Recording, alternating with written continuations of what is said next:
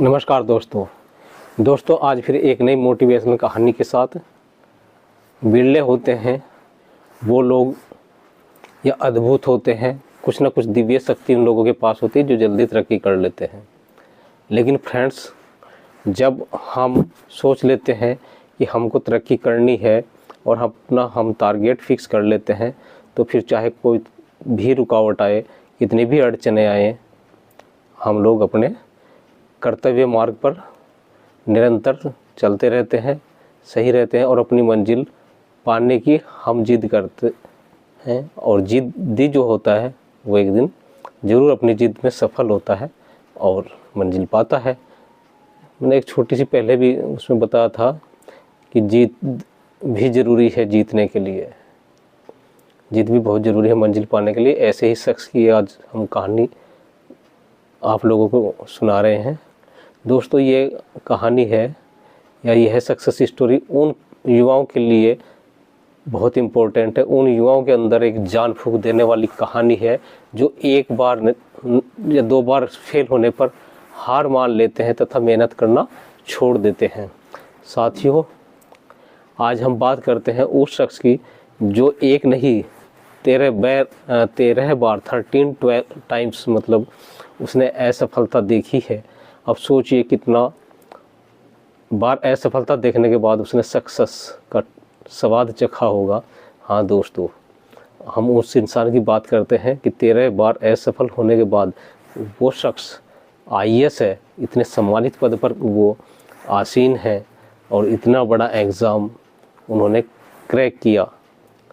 तो वो भी सरकारी स्कूल में ही पढ़े हैं, प्राइमरी शिक्षा उनकी सरकारी स्कूल में, इंटर शिक्षा सरकारी स्कूल में भी। इस बात से आप अंदाज़ा लगा सकते हैं कि उनके लिए कितनी स्ट्रगल उनकी लाइफ में रही होगी।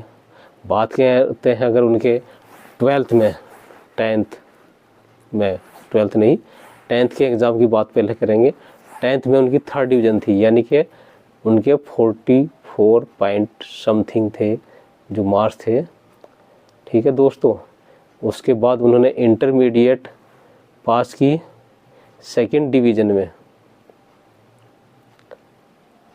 और ग्रेजुएशन में उन्होंने 60% मार्क्स के साथ ग्रेजुएशन किया। 12th में 65% और हाई स्कूल में 45% मार्क्स थे। जी हाँ दोस्तों, वो शख्स आप लोग अच्छी तरीके से परिचित होंगे उनसे। वो शख्स हैं कोई और नहीं, अवनीश शरण आईएएस जी हैं। उनका सोशल मीडिया पे काफ़ी दबदबा का ही है, या सोशल मीडिया पे वो काफ़ी एक्टिव लोग हैं, काफ़ी एक्टिव पर्सन हैं। तो बात करेंगे अब और उनका। तो अधिकतर क्या करते हैं, क्योंकि उन्होंने असफलताएं देखी हैं, तो वो लोगों को मोटिवेशनल चीज़ें सोशल मीडिया पर शेयर करते रहते हैं। जैसा कि मैंने बताया कि गांव के अंदर ही उनकी शिक्षा हुई। तो गांव में फ्रेंड्स आप लोग जानते ही हैं, बहुत अच्छा लड़के निकलते हैं ऐसा नहीं है, लेकिन उनके गांव में उतना बहुत ज़्यादा स्टडी का बहुत अच्छा माहौल नहीं था कि वो लोग कॉम्पिटिटिव एग्ज़ाम निकाल सकें। तो उनके प्रतियोगी परीक्षाओं की तैयारी करने का माहौल नहीं था और ना ही कोई अच्छे से गाइड करने वाला उनको मिला। शायद यही वजह थी कि वो देर से ही सही उनको लेकिन सफलता हाथ लगी। शरण बताते हैं कि उन्होंने सीडीएस और सीपीएफ में भी भाग्य आजमाया था, लेकिन दोनों में सफलता हाथ नहीं लगी और वो निराश नहीं हुए, मगर मेहनत और लक्ष्य की प्राप्ति के लिए वो एग्ज़ाम देते रहे।